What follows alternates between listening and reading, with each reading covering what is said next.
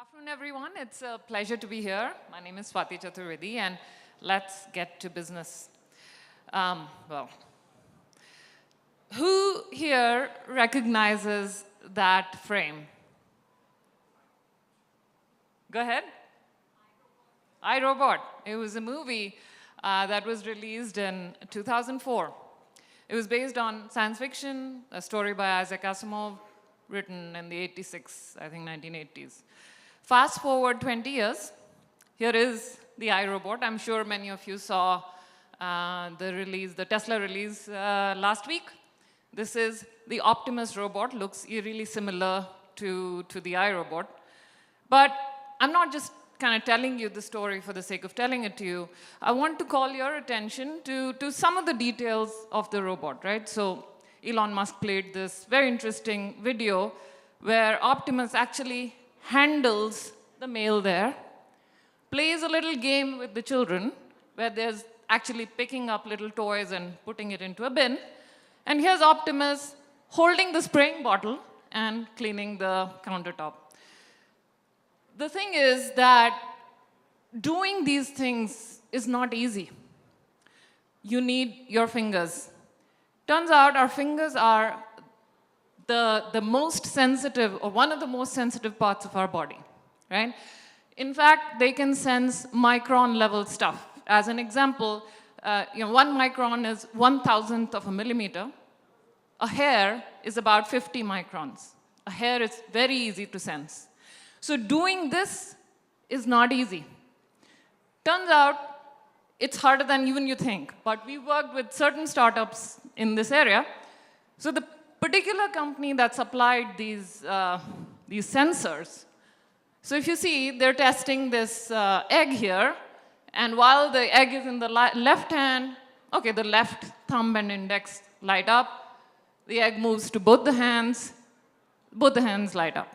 Point is that these startups, and then here is, this was another video which we can share at some point, but the video actually details how sensitive the fingers are. Now, this technology has existed forever. It is used for different kinds of pressure testing and so on. It's called the piezoelectric effect. I'm sure many of you recognize it. But getting it to that sensitivity and doing what you're doing with it, translating the electric currents into actual actuation of responses and so on, that is not easy. And that takes years and years to develop. The point, and so that was just one part of the robot, which is the fingers. Now you look at the robot, it's got joints, it's got all kinds of materials, it's of course got the brain, right? The brain which interprets all of these sensations. So this has been in development for a very long time. The point I want to make it appears magical today, but it was seeded many years ago, right? Deep tech takes time. It takes investment. When the cost is reduced, it drives adoption. Usually, cost reduction is a key goal for most deep tech endeavors. When costs are reduced, magic happens. And I'll give you some examples of when costs are reduced, what magic happens, and how that translates. So I'm going to give you 3 specific cases, and we're talking about areas where India has an opportunity, right? And this, in fact, are global cases. Our first example is the cost of computing power, right? So look at this graph. In the 1940s, the first computer was invented, which was the ENIAC. The cost of that was about $10 trillion, equivalent to $2010, so about 3 times India's GDP, right? Look at how the cost has declined today. An iPad today, or certainly 10 years ago, cost about $300, $400. An iPad is about 1 million times faster, or more, it can process more operations than the ENIAC could. So, 1 million times more powerful, and what, $10 trillion to $400, 10 trillion times cheaper, roughly. So that's how costs reduce, and what happens then is proliferation of all these applications on top of that layer of innovation. That's the foundational deep tech layer the invention of the transistors and use in chips and so on. These patterns are being replicated in other industries today, and that's what I'm here to share.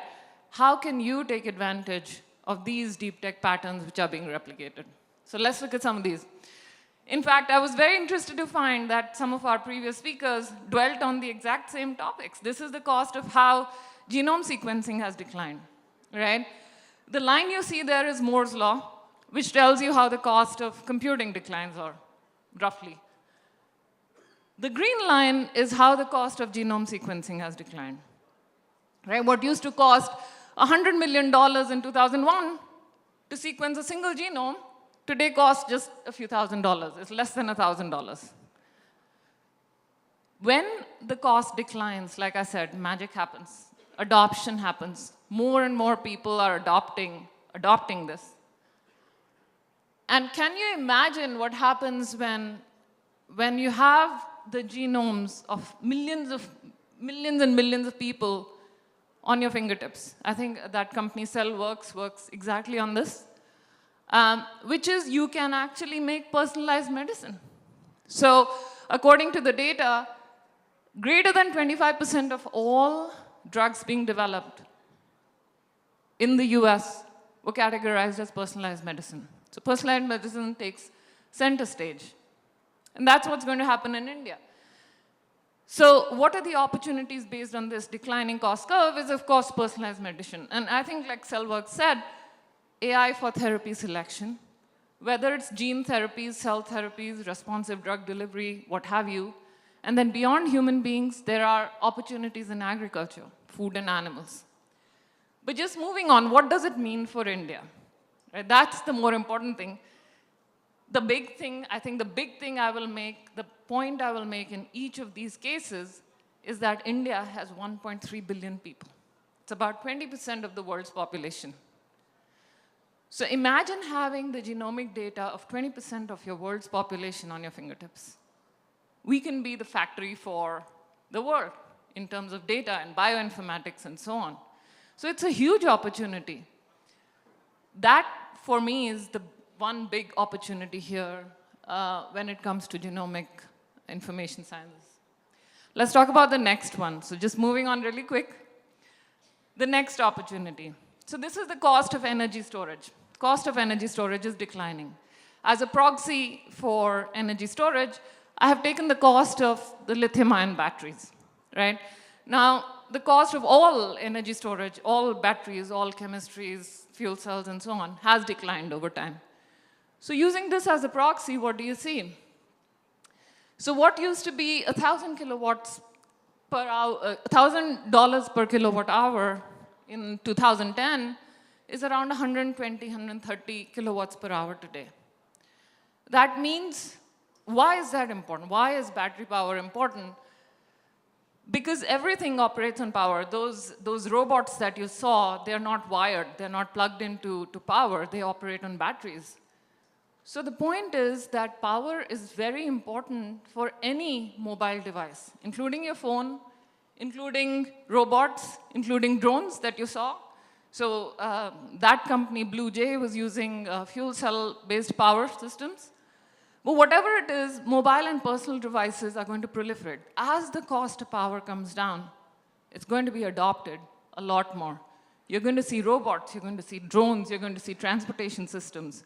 Whether it's cars, two-wheelers, rails, buses. I mean, there was a company I was talking to recently.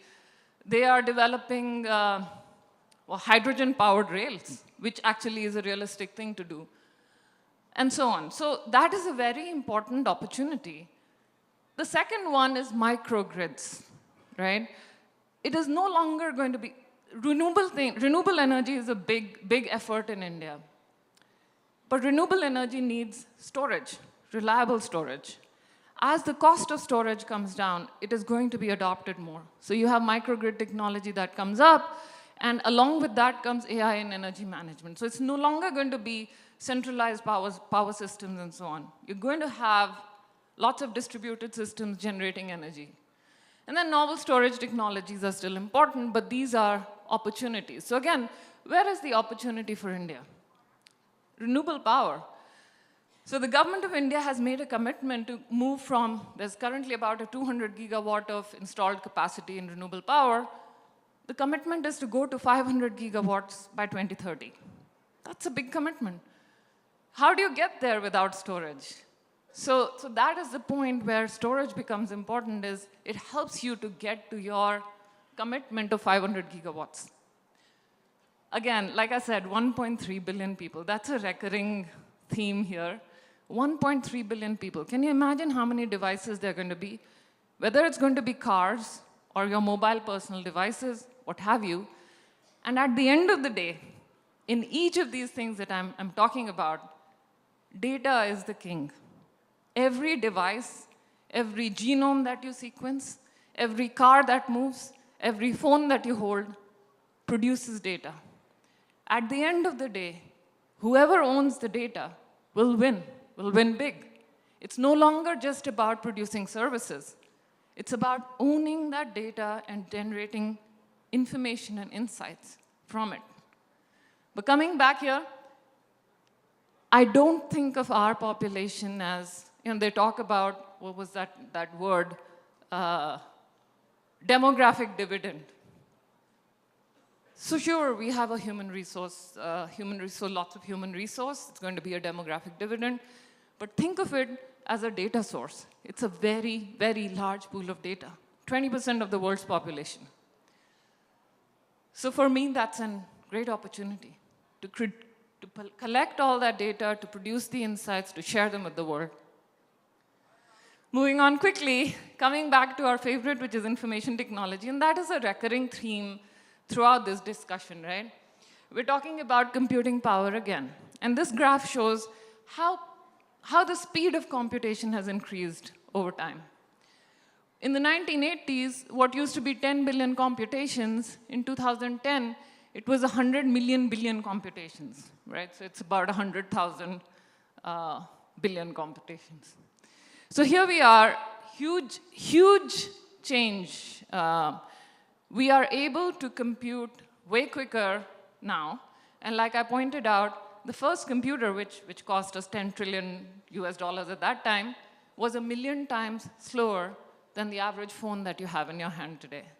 So the power of computation is just increasing incrementally, and we're producing larger and larger volumes of data.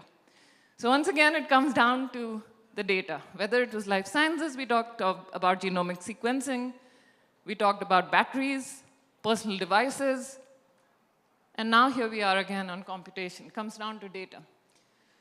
So believe it or not, this was something I had written about in 2018, the rise of artificial intelligence.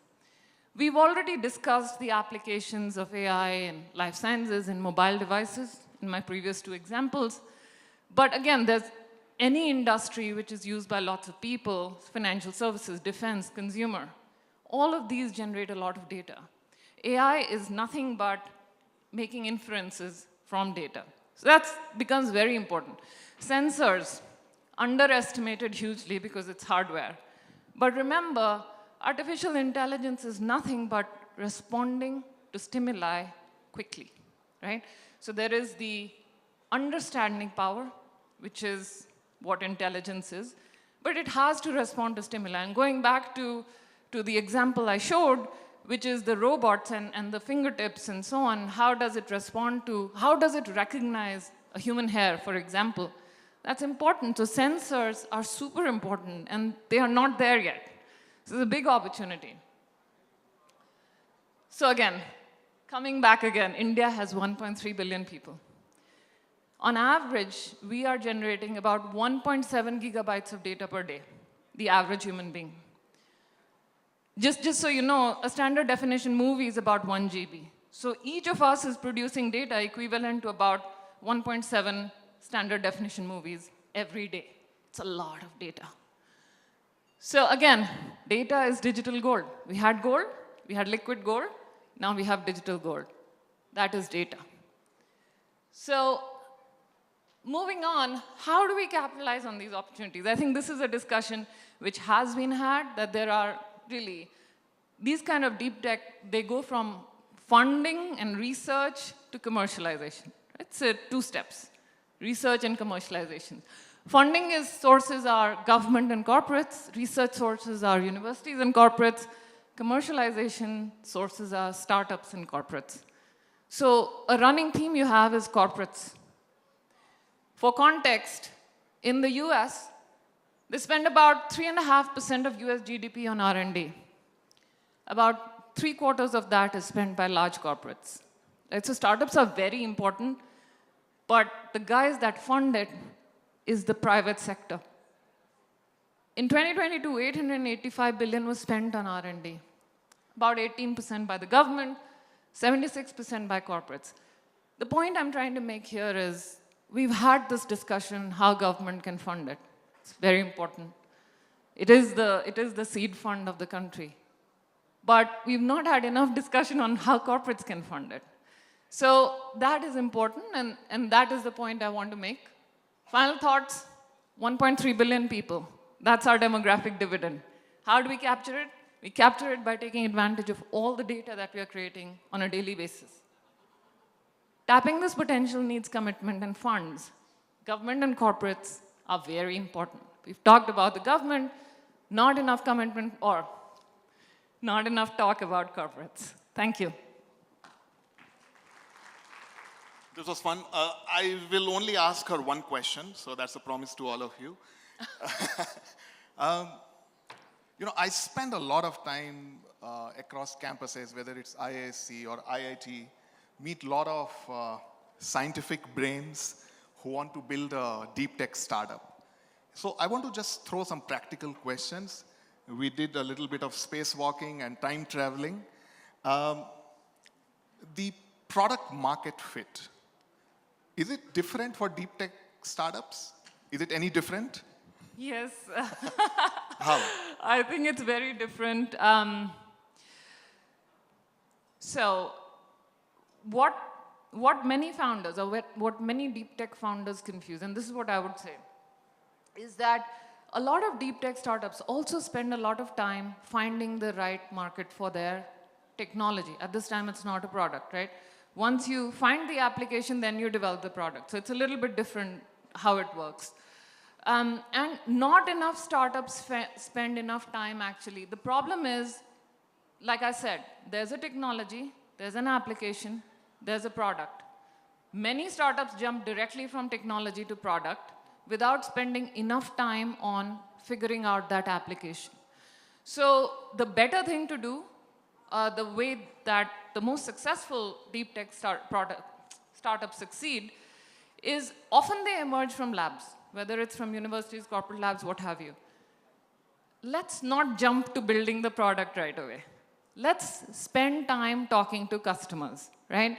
Because once the product is built, it's very hard to unbuild or pivot or do what have you, as you can do in many other information technology startups.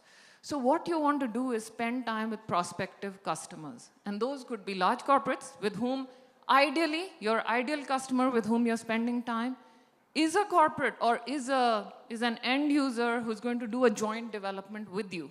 So typically we see a lot of joint development projects that happen, and then from them, you come out with a scalable product, and then you scale it. Does that make sense? Okay, yeah, you did.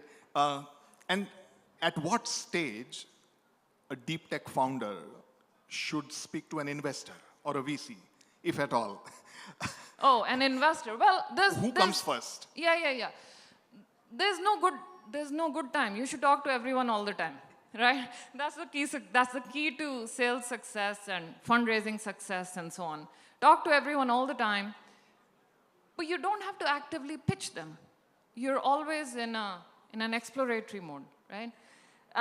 And VCs definitely like to see you grow. So they want to see the steps that happen from you starting out with an idea, to you forming the team, to you actually having some conversations with large corporates, having a product, and so on. So there's no set time. You should talk to everyone all the time. But the point is that people do like to see you grow. And so I would say sooner is better. And likewise, I say that the sooner you talk to prospective customers is better too. And Swati, one of the final questions. Selling science fiction is not easy, right? I mean, it works for movies, it works Yeah. for a lot of fancy things that I mean, it works for Elon Musk, for clear. Yeah. Not everybody can do that, right? It requires a kind of salesmanship or, sales personship that is difficult to find. So I'm asking this question again because a lot of deep tech founders come from different backgrounds. There are a lot of scientific thinking and all that. So what do you make of this? How should they sell the product, whether it's to a customer or a VC? What have you seen? What have you learned? Yeah. I see what you're saying, that it does take a visionary person, and it does take a certain kind of salesmanship. And it is, in fact, correct that, so a lot of deep tech founders happen to be PhDs. So there is this perception that PhD founders are not kind of the ideal salespeople. That is also true. The point you have to understand is that you may not have to do all that salesmanship if you do the hard work in between, which is you went and talked to your prospective customers, and then you did a development project with them. After that, that product sells itself. You can either sell them a vision or you can tell them how to make money. That's kind of easier, right? So if you go and talk to the corporates, got a joint development agreement which was signed, you did it, you had some good results, product speaks for itself, Okay. Final question, and there's been a lot of talk of data, and you also touched upon it. Again, I'm bringing an outside lens to this. Every time people are talking about AI and data, and they talk of India, they're almost referring to the population as a source of data. And I'm not referring to things like data scrapping and things like that, but it hurts the deep tech positioning of India as a destination, right? What are you seeing from outside? Because all you hear are, and there are some good companies. Karya has done a good job. There are data labeling companies. That the models are being trained and all of that. But when it comes to deep tech, what do you see from outside, the whole positioning of India? Because AI and data in India somehow are not bringing the positioning that is required. I mean, I think you have to understand what is our asset, right? Our greatest asset is the population. So that's number one. What is our DNA, and how did we come to be an information technology powerhouse? It's through what happens in the 80s and the 90s that we do have that information technology background, right? Now, if you were to suddenly say that, oh, India is going to be number one or in robotics, I'm not so sure that is easily digestible, right? And the reason is that we haven't seen things coming out. It takes time. It just takes time. So you have to develop your brand by actually doing it, living it every day. You have to have a commitment to it. There's a lot of investment, government investment that goes into, and like I said, corporate investment that goes into creating these hard technologies, right? And so if you were to suddenly say that we're going to be number one in robotics and so on, it becomes hard to digest. If you were to tell me today, we're going to be number one in space, I can take it. You know why? We've shown it. We've shown it recently. So your positioning, if you want a certain brand, commit to it please 20 years in advance, right? That's how you build a brand. You cannot build it overnight. So right now, demographic dividend for me is a lot of data, which is actually very attractive because AI is going to be a very big thing. And that is nothing but how you learn from things that have happened, which is really data points. Thank you. I'm not sure if there is time for any of you to ask questions, but I'm done. Thank you. Thank you so much. Thank you so much. Okay.